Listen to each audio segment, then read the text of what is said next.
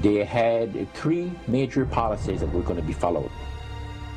First, Lucifer says, we have to make sure that people, humans, get to believe that Satan and his angels do not really exist. You know, Roger, that's interesting because a recent research study report that I read indicated that in a national survey, I believe it's over 75% of people do not really believe in a real tangible devil. But there is one. Oh, yeah. Oh, the next thing, the three parts policy that they had adopted there, the second one was to find a way of being able to get total control of people's minds. And that would be done by taking hypnotism out of the realm of the occult and introduce it as a new science for the benefit of mankind. They felt that by taking hypnotism out of the realm of the occult and introducing it as a new science for the benefit of mankind, they could then use people of great renown, educators, people of capacity, that would do great things, such as supposedly regress people in time to former lives that they had.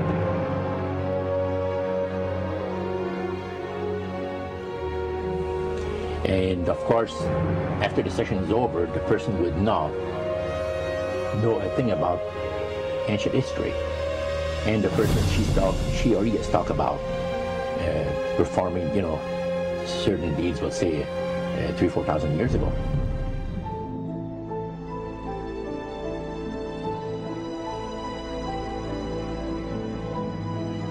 But this was their strategy. Now, what this would do for the thing is this, that it would create in the minds of the general public, solidly set in the mind of the general public, an unwavering trust in that great deception.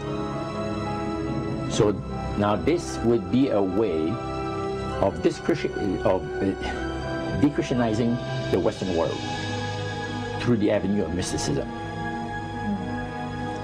The three things were, number one, that they did not want Satan did not want the human family to think that he or his angels existed. Right. The second point that you made had to do with taking control of people's minds. That's right. The third point was what? Was to destroy the Bible without burning it. Okay.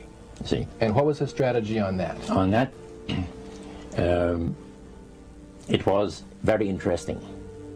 Because after the Great General Council,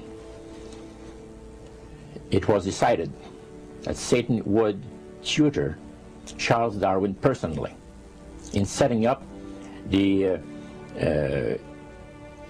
principles of his theories of evolution. He was tutored by Lucifer himself, the fallen Lucifer.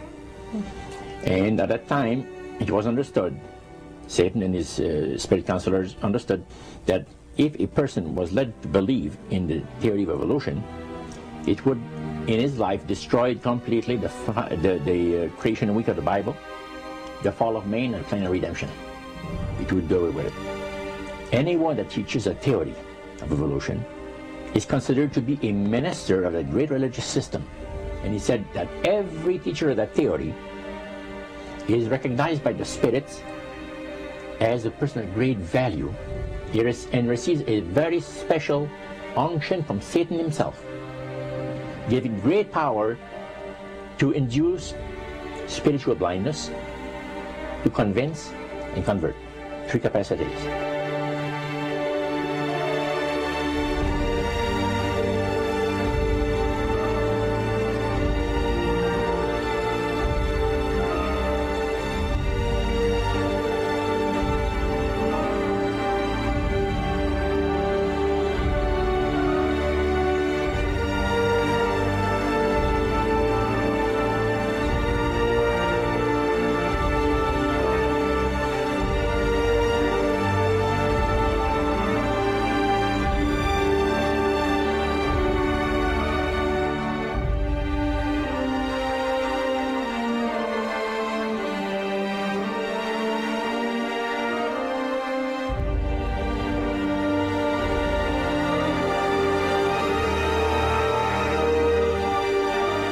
This is the grain plane, the Master's grain plane.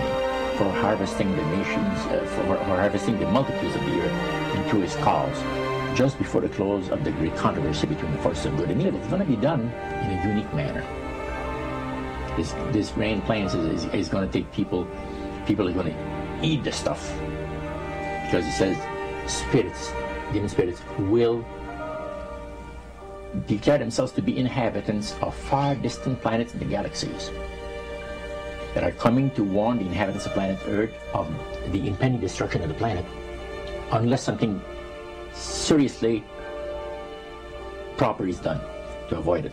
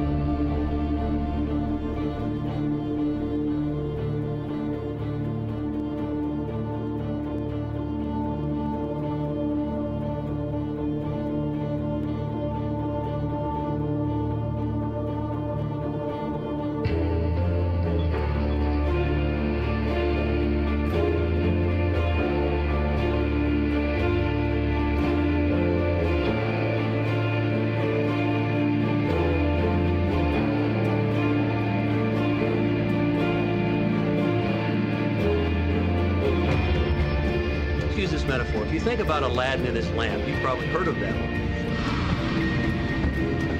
The genie always says one thing. Your wish is my command. You know, the universe is this great genie, and your conscious mind is Aladdin. It formulates the intention of what you choose for your life.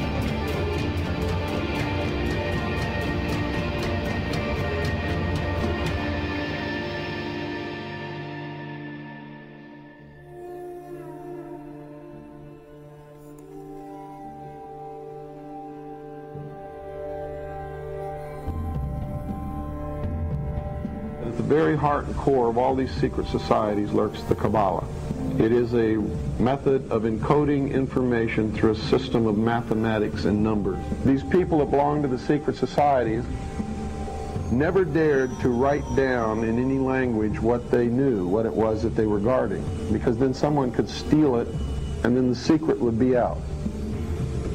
So they took this knowledge and they made it occult through a system of encoding, encryption, one of which is mathematics, numbers.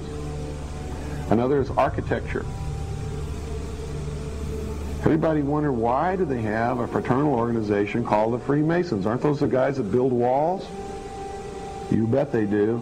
But every wall they build contains the secrets that have been kept and maintained throughout the ages, and it's encoded in the architecture and in the measurements of the buildings and in the mathematical formulas used to derive the geometry, the shape, the length and breadth and height of rooms. It's all encoded there.